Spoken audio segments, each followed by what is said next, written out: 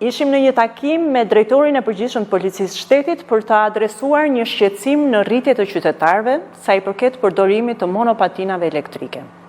Kemi marrë një sër ankesash dhe raportimesh nga qytetarët rreth rrezikshmërisë që këto mjete përfaqësojnë, sidomos për të miturit apo të moshuarit që lëvizin në rrugë, por dhe vetë përdoruesit e tyre. Të dhënat e Policisë së Shtetit mbështesin këtë problematik në rritje.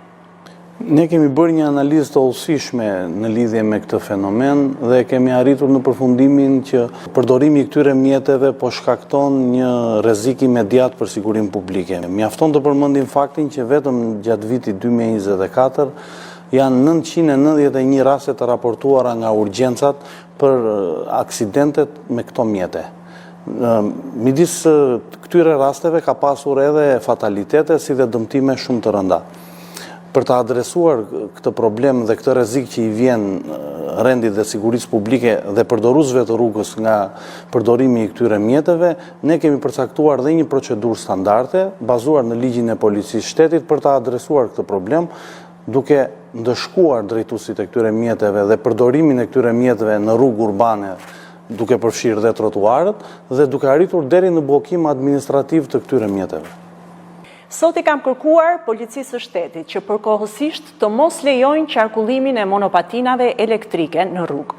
Gjithashtu dua të informoj të gjithë ata që e shohin monopatinën elektrike si një mënyrë biznesi për dhënien me qira ditore, duhet ta kenë të qartë që të mos investojnë në këtë aktivitet.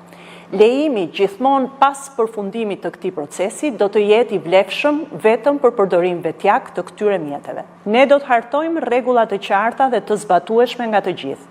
Do të qartësojmë një herë për gjithmonë se cilat janë korsit, rrugët apo hapësirat ku monopatinat elektrike mund të përdoren dhe ku jo. Si dhe kritere për moshën e përdorimit, masat mbrojtëse si kaska, ndriçimi apo shpejtësia e lejuar. Megjithatë, deri në hartimin e një kuadri të plot rregullator, interesi publik dikton një ndërhyrje të menjëhershme. Që nga dita e hënë, Policia e Shtetit do të përfshihet në një operacion për ndalimin e qarkullimit të këtyre mjeteve dhe prandaj kërkojmë mirëkuptimin e qytetarëve për këtë proces. Shqipëria nuk është i vetmi vend i përballur me këtë situatë. Franca, Italia, Gjermania, në rajon Maqedonia e Veriut e shumë vende të tjera kanë marrë masa drastike me bllokim të përhershëm apo të pjesshëm.